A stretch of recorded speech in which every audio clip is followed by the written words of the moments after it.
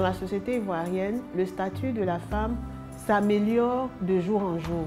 Je vais d'abord prendre le cas de la Constitution de 2016, qui est une constitution qui, en ses articles 35, 36, 37, promeut l'égalité des chances entre les hommes et les femmes, demande à ce qu'il y ait la parité et que les femmes soient protégées.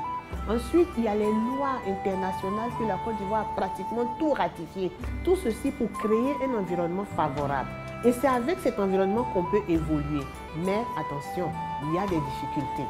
Ayons un regard positif, célébrons nos petites victoires, mais travaillons dur, comme on le fait déjà, pour que les choses s'améliorent. Moi, je parlerai même de l'approche genre.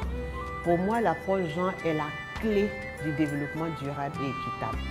Si nous voulons vraiment avoir des pays développés où règne la justice et la paix, où règne l'égalité des chances entre tous les enfants qui sont nés, nous devons partir avec l'approche genre. Parce que c'est une approche de développement qui vise à corriger, à réduire les inégalités sociales en termes d'éducation, de santé, les inégalités économiques en termes d'opportunités pour les femmes et pour les hommes, et les inégalités politiques et même culturelles, ce qui ne marche pas entre les femmes et les hommes. Tout le monde doit se former et quel que soit le niveau. Celui qui est dans sa maison, qui bat sa femme, il doit se former en genre. Il comprendra. Celui qui est prêt à violer une femme, quand il va se former en genre, il va avoir une mentalité qui va changer et ça ne va plus se répéter. Il y a un mouvement qui se fait quand même au niveau de la Côte d'Ivoire. Donc je suis à 100% pour cette approche. D'ailleurs, ça a été l'objet de mon combat depuis plus de 30 ans.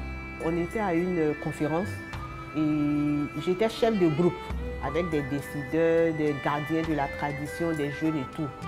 Et je disais dans ce groupe-là, on parlait du genre. Je leur ai dit, si votre épouse commence à devenir leader, il faut pouvoir l'aider à la maison.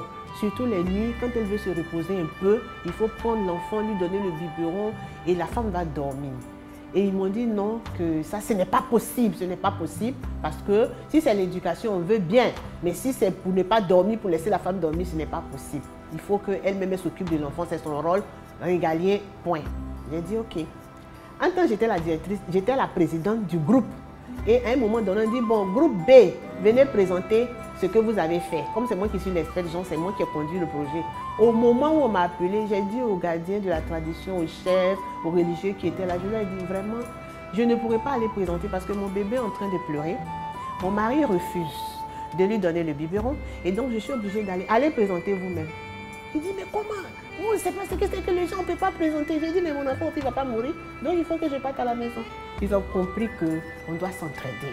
Les gens, c'est la meilleure répartition des rôles entre les hommes et les femmes. Et ils ont dit, mais madame, vous êtes trop dur. J'ai dit, non, c'est la réalité.